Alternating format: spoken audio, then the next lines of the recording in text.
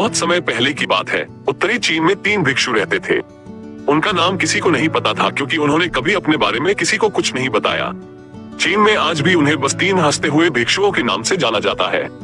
वे तीनों भिक्षु हमेशा एक साथ रहते थे और गांव-गांव घूमते थे। वे जिस भी गांव में जाते, वहां की बाजार के बीचों बीच खड़े होकर जोर जोर से हंसना शुरू कर देते। उनकी हंसी को देखकर लोगों का ध्यान उनकी तरफ खींचा चला आता और धीरे धीरे उनके चारों तरफ एक बड़ी भीड़ इकट्ठा हो जाती।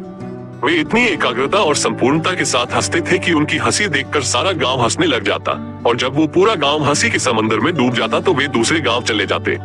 वे ना तो कुछ बोलते थे, न ही कोई उपदेश देते थे और न ही कोई शिक्षा।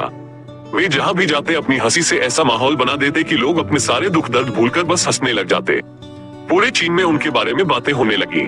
जब भी उनसे उनका नाम पूछा जाता तो वे बस हंसते थे और इसी वजह से उनका नाम 3 हंसते हुए भिक्षु पड़ गया।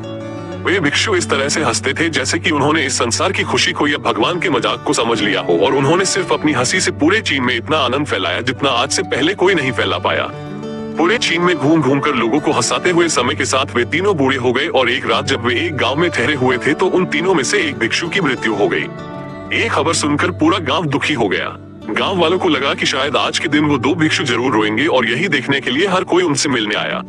जब सुबह हुई तो पूरा गांव इकट्ठा हुआ, लेकिन वो दोनों भिक्षु तीसरे भिक्षु की बॉडी के पास बैठकर जोर जोर से हंस रहे थे।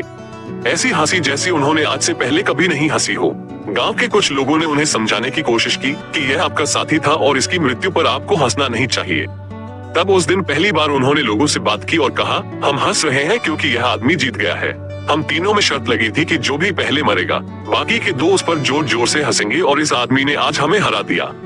हम अपनी हार और इसकी जीत पर हंस रहे हैं। इसे अंतिम विदाई देने का इससे बेहतर तरीका और क्या हो सकता है।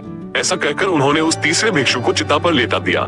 चीन में ये प्रथा थी कि जब किसी इंसान की मृत्यु हो जाती तो उसके पुराने कपड़े उतारकर उसे नए कपड़े पहना दिए जाते थे, लेकिन मरने से पहले उस भिक्षु ने अपने साथियों से अपने कपड़े न बदलने के लिए कहा था।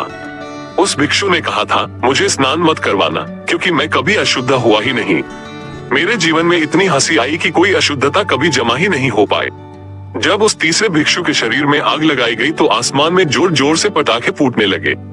उस भिक्षु ने अपने कपड़ों के अंदर ढेर से पटाखे छुपा कर रखे थे। ऐसा नजारा देखकर पूरा गांव जोर जोर से हंसने लगा, और मरने के बाद भी वो भिक्षु लोगों को चेहरे पर एक मुस्कान देकर गया। हंसी एक बहुत शक्तिशाली भावना है। ये हमें खुशी, आनंद और आशा दे सकती है।